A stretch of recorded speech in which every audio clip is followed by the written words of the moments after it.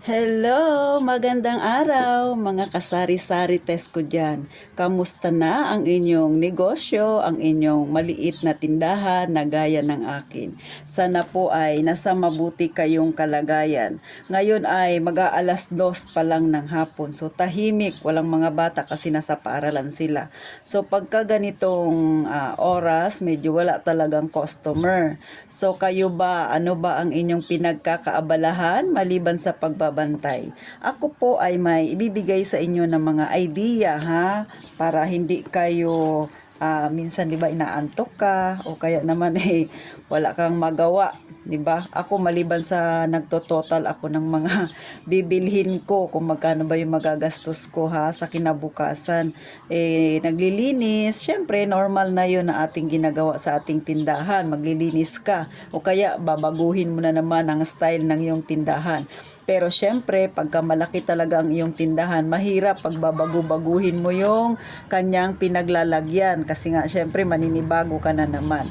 Pero kung kagaya sa akin, maliit lang naman ang sari-sari store, madali lang siyang ayusin. Madali lang punas-punasan yung mga dilata at ilalagay sa ibang side na naman. O, di ba? Iba ang itsura niya na naman. Iba na naman ang lalagyan niya. So, maliban doon, pagka medyo naboboring ako, nagtatahi ako ng bag na ginagamit ko sa palengke, sa pamamalengke. Kasi nga naman, di ba, bawal na ang gumamit ng plastic. So ako, hindi ako mahilig nga, sabi ko nga sa inyo, kung bibili ka pa ng mga yan, idadagdag pa yan sa gastos. Pwede ka namang mag-DIY o magtahi na lang ng sarili mong bag at saka sigurado mo pang matibay. So ano ba yung aking ginagawa? Ipapakita ko sa inyo. So ganito siya. Ito ay, di ba? Medyo malaki siya o may bulsa pa. Ito ay gawa ko lang kasi medyo na-damage siya na sa tambutso. Medyo mainit, ayun, nagkaroon siya ng butas. So ganyan. Sako lang ito siya. Alam nyo ba yung sako ng bigas na 25 kilos? Di ba? Finold ko lang yan siya, mga kasari-sari. Tapos yung gilid naman nito, ito yung mga eco bag na hindi ko na ginagamit. Tapos tinutupi ko siya para medyo makapal at tinatahi ko siya. Sariling gawa ko lang yan. Ayan, kamay lang yan. Kinamay ko lang siya. Ayan, ganyan. So wala yan siya ganyan. Diretso lang yan siya kaya matibay siya. Tapos ito rin ay eco bag. Tapos ito yung mga tela-tela ko na mga extra.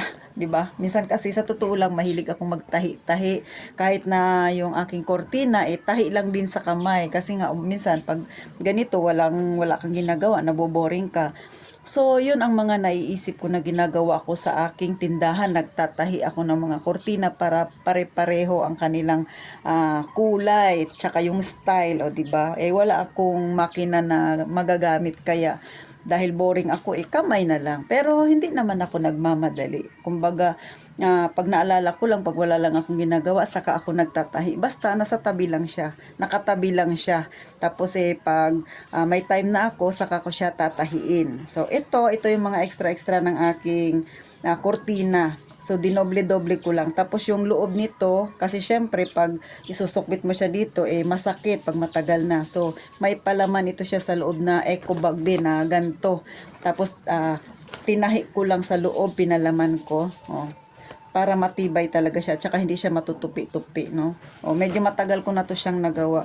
So ngayon, ganyan ang itsura niya. So ngayon, gagawa ako ng panibagong bag kasi nga medyo luma na siya, tsaka syempre, yung nga may butas na siya, di ba? Pero matibay pa rin siya. So ito yung ginagamit ko pag namamalengke ako.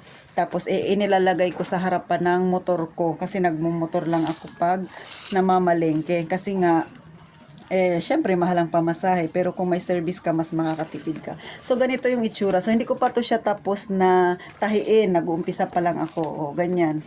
So kita nyo. Ayan siya. So sako lang yan siya ng bigas na 25 kilos. Tapos ayan siya. Tapos tutupiin nyo lang yan siya ng ganyan, di ba? So ito wala pa siya hindi ko pa siya natatahi.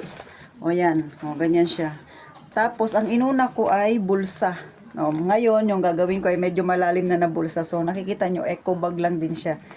Tinanggal ko lang yung pinakasabitan niya. Tapos yan, tinahi ko na siya. Ganyan. So, sa susunod, ito, meron na akong natahi, di ba? Magkaiba siya ng kulay. Kasi nga, ito yung mga eco bag ko na hindi ko naman na ginagamit. So, para mapakinabangan ko siya, mas may pakinabang siya sa akin. So, ganyan. Itatahi ko yan siya ng ganyan. Tapos, dito rin sa kabila. So, hindi ko pa siya tapos mga sari-sari test. Tapos, ito naman, yung aking hawakan. Ito yung ipapalaman ko sa hawakan. Ganyan. So, ganyan siya. Tapos, ipapalaman mo, lalagyan ng tela para hindi natutupi-tupi. So, ganyan po ang aking ginagawa mga kasari-sari test. Pagka wala masyadong gawa, walang ganap masyado sa aking tindahan. Ayan yung mga ginagawa ko, nagtatahi ako. At saka yung aking mga ginagamit mga retaso na lang. Tapos yung sinulid, kahit anong kulay, o di ba? Kasi nga nagtitipid tayo. Sa totoo lang, syempre mahirap po talaga ang buhay ngayon.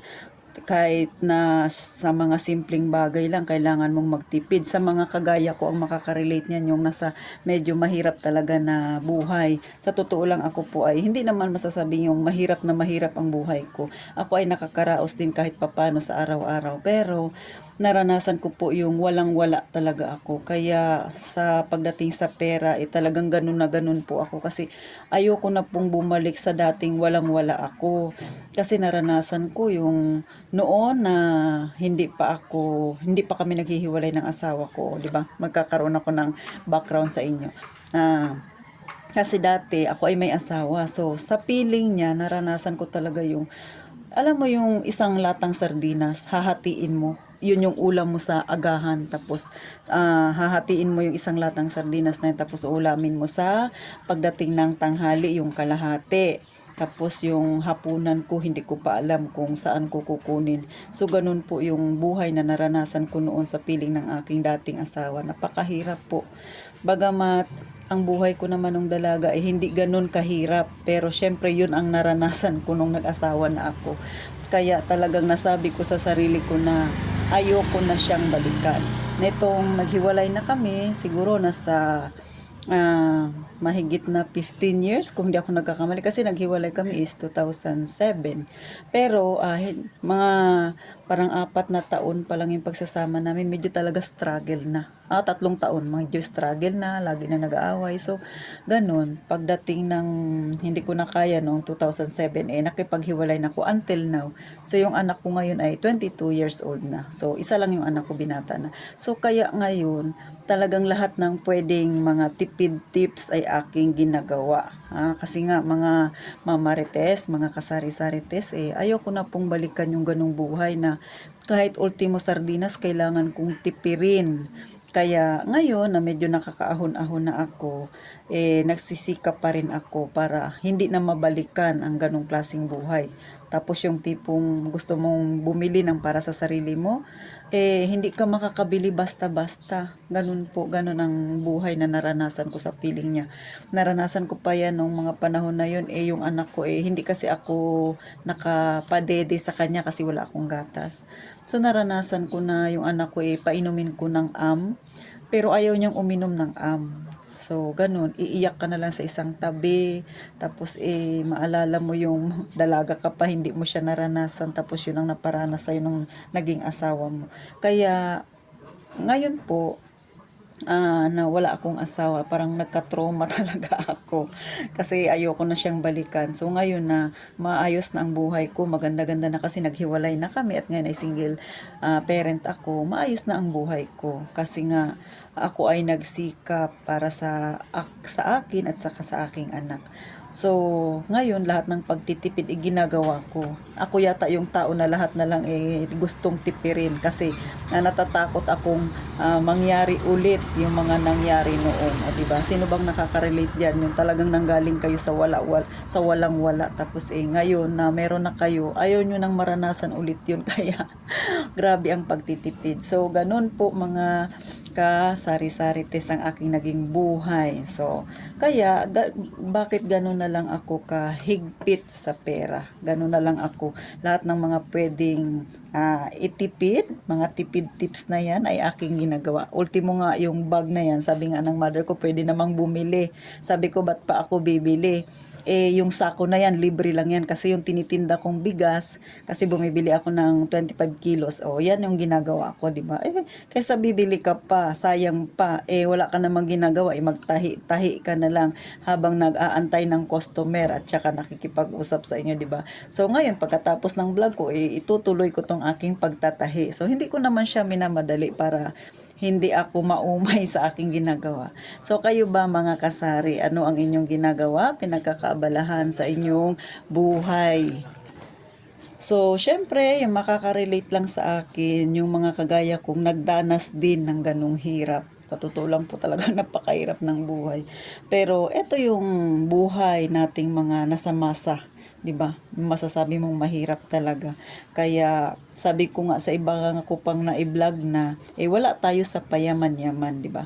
Doon na muna tayo sa totoong buhay natin, yung ganitong buhay. Kaya siguro gano'n na lang ako na magtipid at saka nagawa ko rin itong vlog na ito dahil nga sa hirap ng buhay na naranasan ko noon nung ako'y may asawa pa.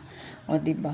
Kaya minsan yung pag-aasawa parang nakakatrauma din. Pero syempre, yung iba naman ay maswerte sa naging asawa nila. Ako hindi ako ganun kaswerte. Pero ngayon, masasabi kong okay naman na ang buhay ko. Nabibili ko na yung gusto ko. Nakakapag-ipon na ako ng paunti-unti. So kayo ba ha, mga kasari? Ano ba ang mga naaalala ninyo sa inyong buhay? Ha? Ako talaga ganun, yung buhay na walang-wala ako. Kasi nga, ngayon na meron na ako, ganun pa rin ako. Hindi ako nagbago sa pagtitipid ko.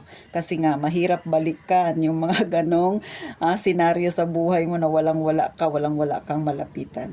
So mga kasari-sari, maraming salamat sa panonood ninyo. Sana ay may nakuha kayong tips sa akin. Ha? Sa mga walang ginagawa dyan, pwede niya itong gawin, di ba? Libre lang yun, mga sako-sako na yan. So, paano po? Sana wag kayong magsawa na ako'y subaybayan sa aking maliit na channel. Pasuyo naman po, subscribe na lang po para pag may bago akong i-upload, i-notify kayo kaagad ng ni YouTube. So, maraming salamat. Mag-iingat po tayong palagi, mga kasari-sari test.